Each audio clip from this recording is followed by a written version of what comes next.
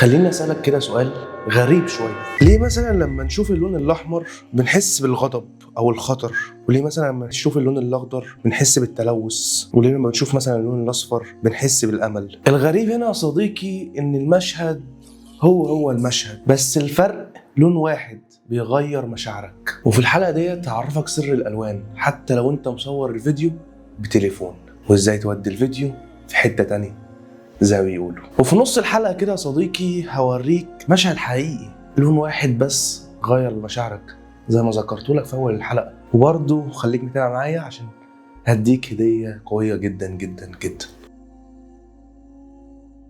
ناس كتيرة فاكرة ان الالوان في السينما بس وان هي حاجة رفاهية. حب اصدمك يا صديقي ان مفيش فيديو في العالم مش في السينما بس مش محتاج الوان. وهنا الموضوع مش رفاهية خالص، اي فيديو محتاج الوان، ان شاء الله يكون يوتيوب او ريلز او اعلان او حتى فيديو متصور بالتليفون.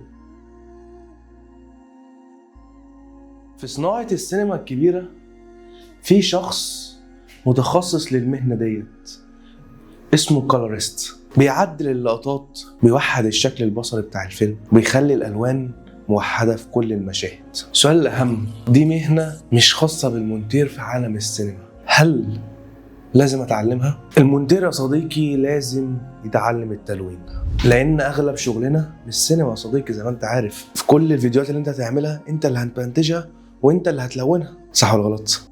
السؤال اللي أهم يا صديقي، ليه الألوان بتأثر في مشاعرنا وإحساسنا؟ والإجابة هنا يا صديقي إن كل لون بيحمل حاجة نفسية جوانا.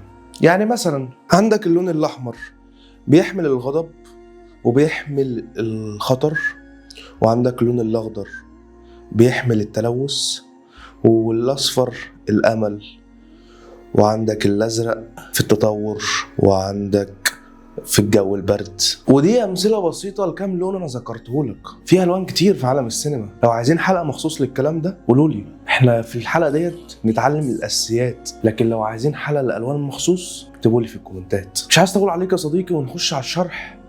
وفي الشرح بقى أنا هعلمك الأساسيات بتاعت الألوان، إنك إزاي توحد لون البشرة، وإزاي مثلا تعلي الإضاءة وتعلي السواد في حته وتعلي البياض في حته، وتقلل الشادو اللي هو الظل، وتعلي الهايلايت وتزود الساتوريشن.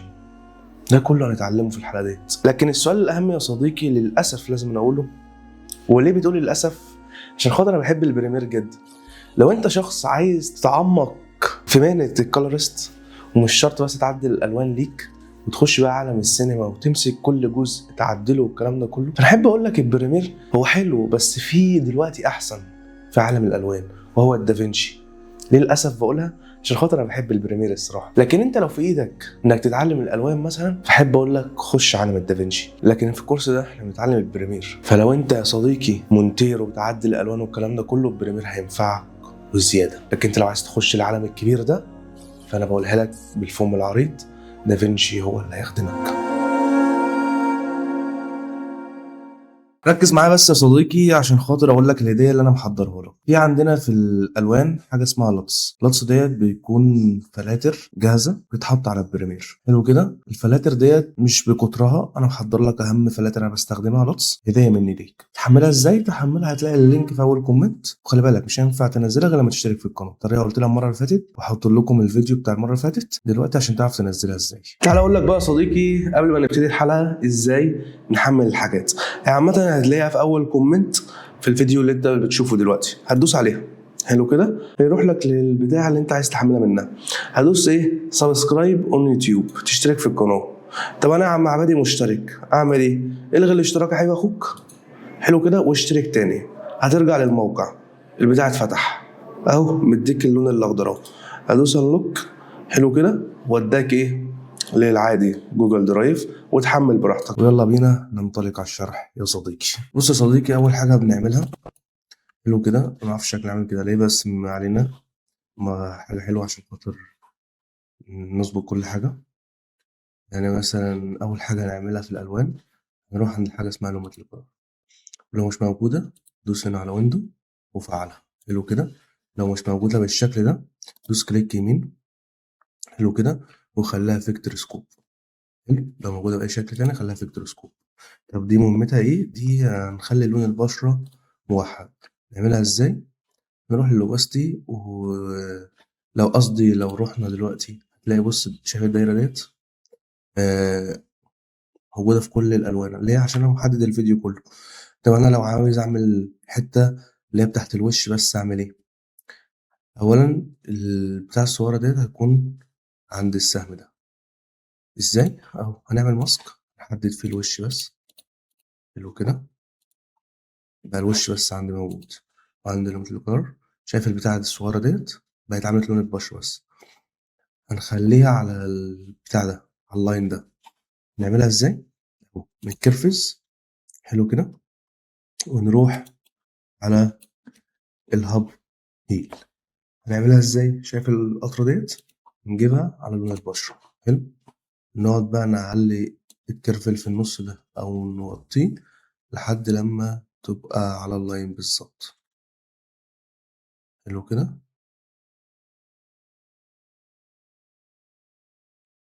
كده مسطرة. حلو، نروح بقى للماسك اللي احنا لسه عاملينه ده ونحذفه، مش عايزينه. مبدئيا بس كده لو مسحنا لوميتلي كولر ده، الألوان، هنشوف الفرق دلوقتي. بص ركز هنا كده على لون البشرة. هو الفرق مش كبير، بس وحد لك لون البشرة. حلو كده. في حاجة اسمها بقى ايه؟ حاجة اسمها adjustment layer. نجيبها ازاي؟ كليك يمين على البانل ديت اهيت، من نيو ايتم، adjustment layer. حلو، وندوس لموافق، ونطبق كل حاجة على adjustment layer عشان لو في فيديوهات كتير عندنا في التايم لاين منقعدش بقى نطبق على كل فيديو. ماشي. يعني مثلا ناخد المثل القرار اللي احنا لسه عاملينه ده، ناخده قط على الادجستمنت لاير عشان خاطر نطبق واحدة واحدة. نروح تاني للمثلي تلسكوب، ونفعل بقى كل حاجة. دي مش عايزينها دلوقتي. لو كده آه، دي عايزينها. دي الويف، دي بقى اللي هنتحكم فيها كل حاجة. بص يا صديقي، هنروح بقى للمثل كولر. لو مش متفعلة عندك هتلاقيها في الويندو وفعلها. نروح اهو ألوان، ماشي، وناخد حاجة حاجة نتكلم فيه. أولا حاجة دي البيزك، دي التصحيح الأساسي. دي مش هنظبط ألوان ولا أي حاجة، دي هنظبط الإضاءة بس. أنا عايزك بس تكون عارف كل حاجة بتتكلم عن إيه. يعني عندك الإكسبوجر ده، تمام، بيتكلم عن إيه. عندك الكونتراست ده التباين. عندك مثلا الهايلايت ده تسليط الضوء.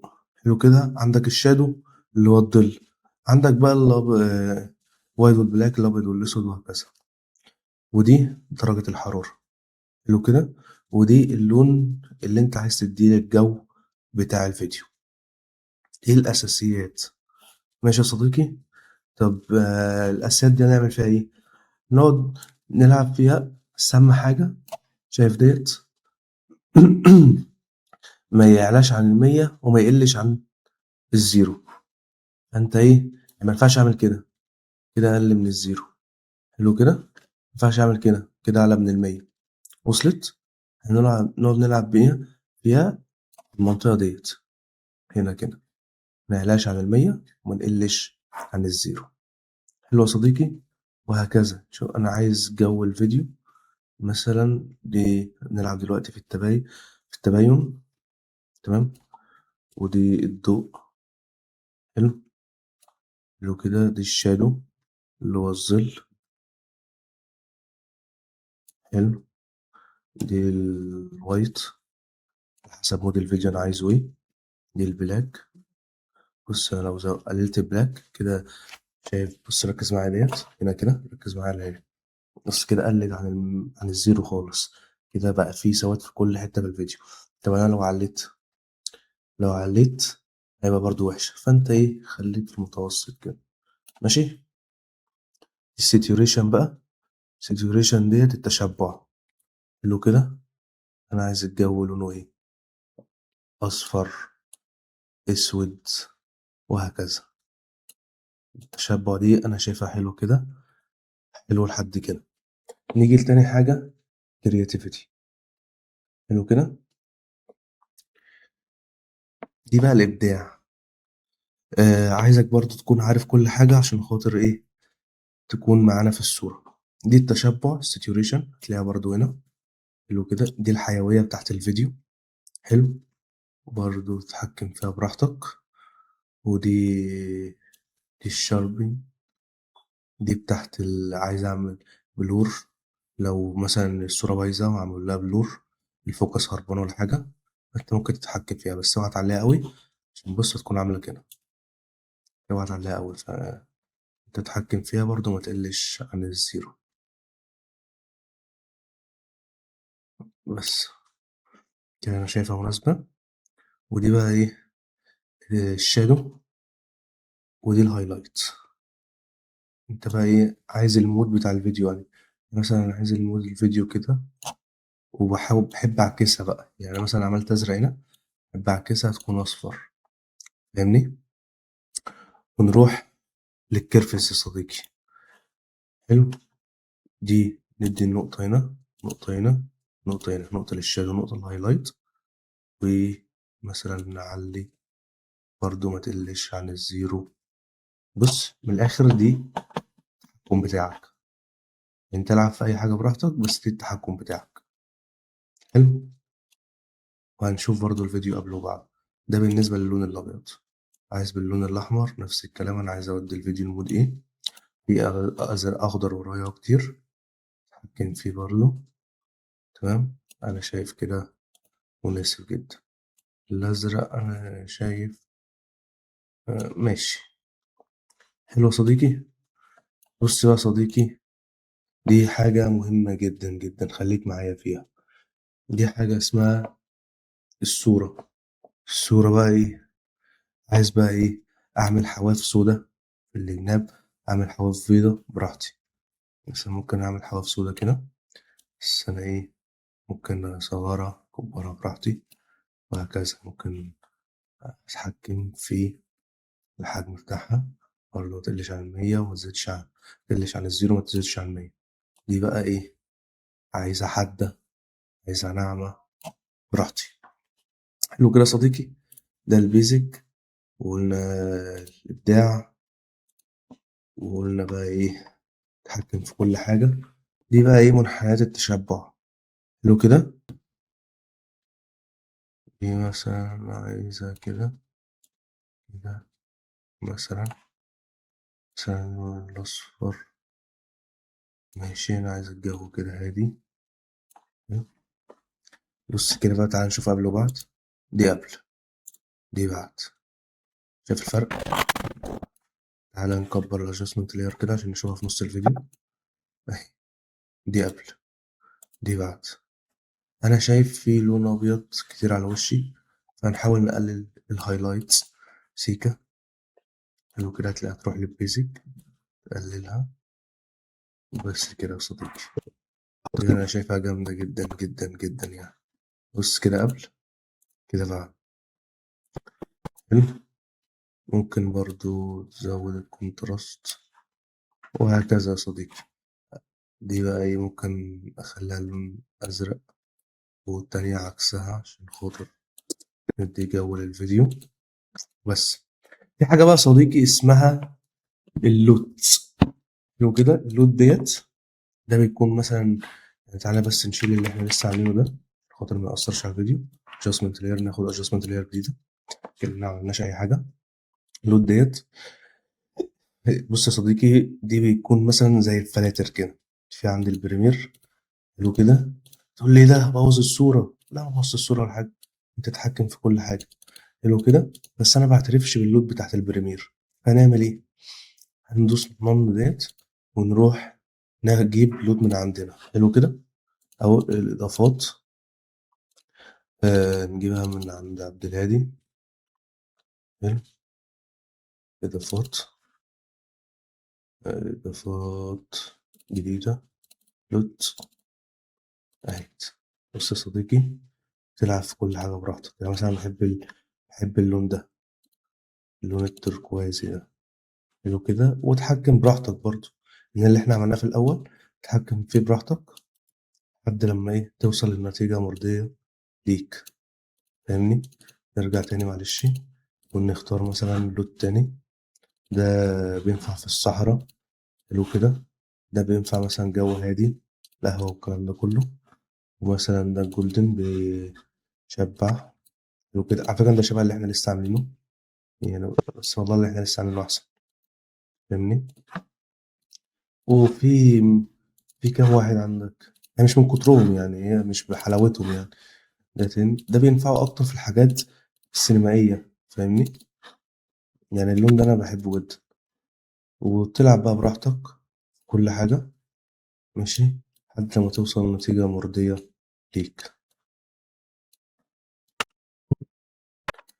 أي مثلا دي قبل، دي بعد. جو سينمائي جدا، خلي بالكم. ده باللوتس. اللوتس هتلاقيها برضو في أول تعليق زي ما قلت لك في أول الفيديو. حلو كده. نمسح اللوتس اللي احنا حاطينه واللون اللي احنا لسه عاملينه، فهي جامدة جدا جدا يعني. فبس يا صديقي، حلقة خفيفة لذيذة، بس الألوان مهمة جدا جدا جدا عشان بتنقل الفيديو. بص قبل عامل ازاي، بص بعد عامل ازاي. طب هل مثلا لو أنا حطيت فيديو تاني بإضاءة مختلفة هتكون حلوة؟ يعني مثلا تعالى هات لي الادجستمنت لاير ديت، مثلا ده فيديو تاني، حلو كده. وجبنا الألوان اللي احنا لسه عاملينها دي، هل هتكون حلوة؟ يعني مثلا دي قبل، دي بعد. انت بقى ايه، على حسب كل ألوان فيديو تتحكم فيه براحتك. بس هي الطريقة أنا قلتها لك، اللي أنت الأول بتظبط الإضاءة بتاعت الوش، بعد كده تتحكم في كل حاجة، ما تعلاش عن 100 وما تقلش عن الزيرو.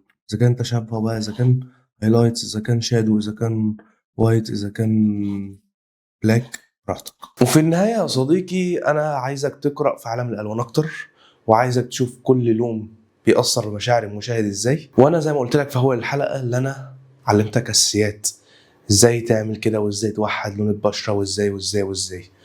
لكن عالم السينما عالم كبير في الألوان، وعايزين حلقة الألوان زي ما قلت في أول الحلقة. قولوا لي في الكومنتات. ولو فهمت معنى الألوان، أنت مش بس بتعدل لون فيديو، انت بتتحكم في مشاعر المشاهد. لو انت اتحكمت في مشاعر المشاهد، ده الفرق بين المونتير العادي والمونتير اللي فاهم سينما صح. تمام يا صديقي، اتمنى تكون حلقه مثمره ليكم، وفهمتوا الاساسيات، وفهمت اللون الاحمر بيعمل ايه واللون الازرق بيعمل ايه. وانا ذكرت مثالين 3 علشان خاطر ما اطولش حلقه، ناس بتزهق من طول الحلقه، فانا عايزك تقرا اكتر عن الالوان. وبس يا صديقي، اتمنى منك اللايك والشير عشان خاطر غيرك يستفاد. وانتظروا الحلقه الجايه، اهم حلقه في الكورس، هنطبق عملي، هنعمل ريل سوا. في الختام يا صديقي، اشوفكم بألف خير، محاضره قادمه، سلام.